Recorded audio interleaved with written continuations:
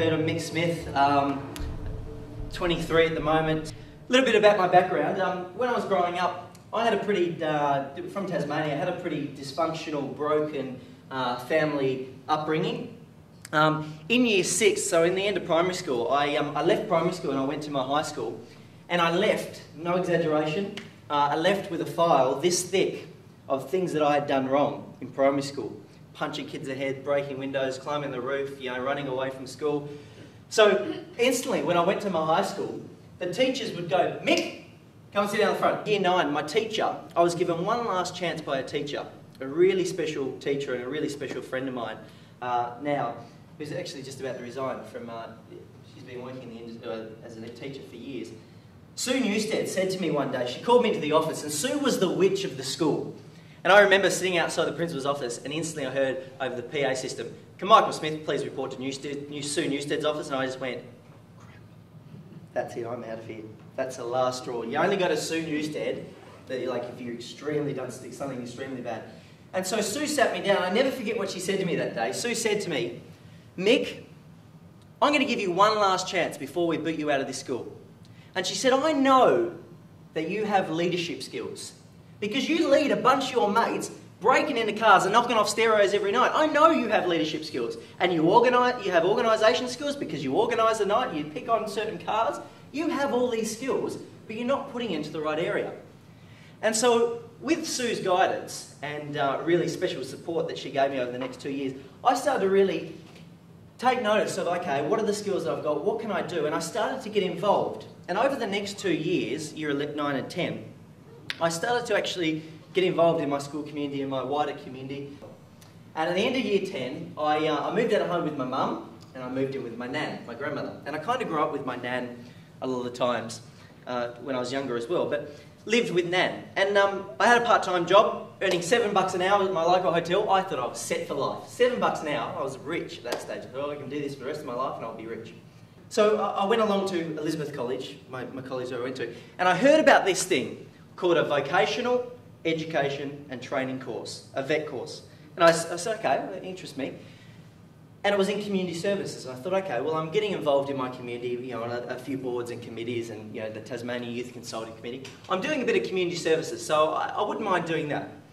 And then the focus was on aged care specific. So I chose to do this VET course in community services, aged care. And what I heard about this VET course was I couldn't fail it because it was competency-based. There was no exams at the end of the year. So sweet, I hate exams, like anything you get out of exams, sweet. No exams. It was theory, it was open learning, so I only had to be at school 2.5 days a week, which was pretty cruisy in year 11. And I went out, it was practical, hands-on based training. I thought, great, that's who I am, that's how I learn best. If there's anything I've learned, it's that I'm a practical learner. Stick me in a classroom, get me to write notes off the board, exams, all that kind of stuff, doesn't work for me. I'm a practical learner. And so I did this VET course, and I really excelled, and I had must give some credit to my teachers in college because they really supported me along the way as well. I did really struggle. Ended up finishing, and while I was in year 12, I got a letter in the post one day from my nan, at my nan's place. And I opened this letter and I read it, and I remember it saying, "Congratulations, Mr. Smith, congratulations on being the Prime Minister's Award winner for Skills Excellence, signed, Prime Minister John Howard." I'm like, holy sh! Wow, look at this! So I got all excited, and my nan's like, "It's fake, just throw it out, it's junk mail." I went to my college, to Elizabeth College, and I got all excited, and my vet teacher, Fran, I said, "Look, I've just won this massive national award." And she went, "Mick, sit down before you wet yourself." She said, "I've been teaching for years, and I've never heard of any such award. It's not, she said, let's do a bit of research. Jumped on Google, typed in Prime Minister's Award for Skills Excellence. Nothing comes up." It's okay. And she said, "Okay, we'll just ring the Department of Education up in town. They'll know something about it." So I ring the Department of Education up, Office of Post-Compulsory Education and Training.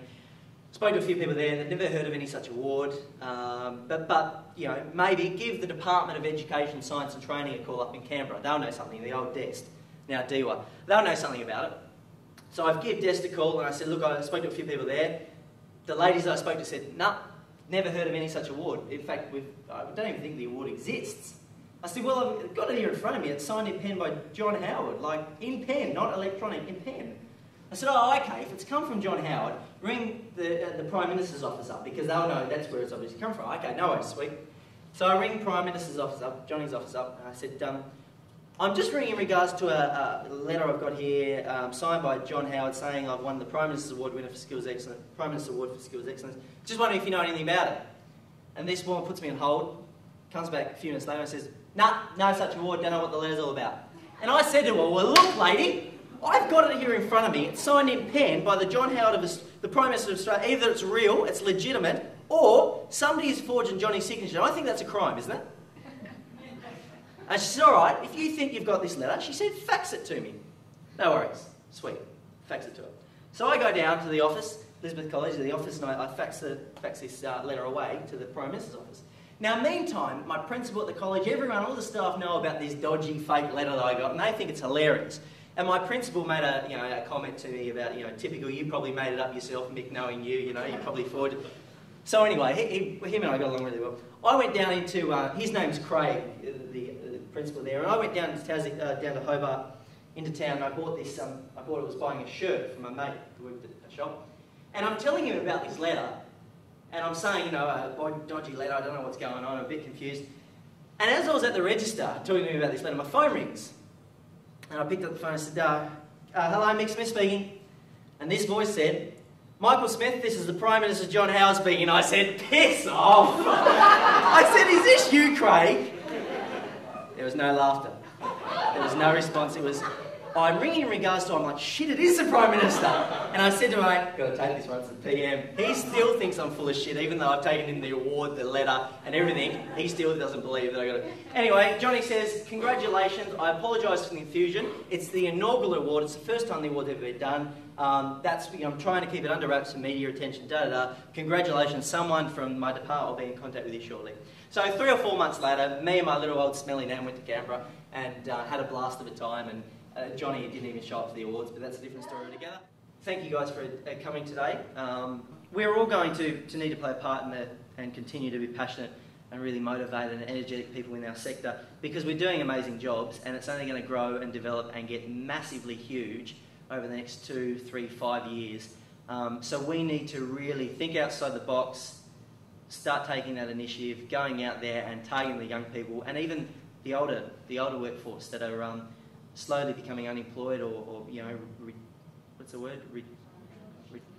Retrenched, that's it. It's happening massively in the Northern Adelaide area where I'm working at the moment.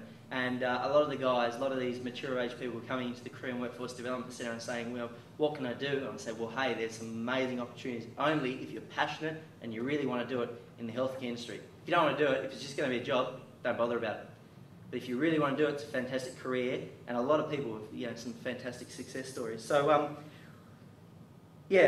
just keep getting out there and really motivating people, and that's what I'm doing, so I hope you guys can do it too with me and the Industry Skills Council. So thanks very much. Cheers.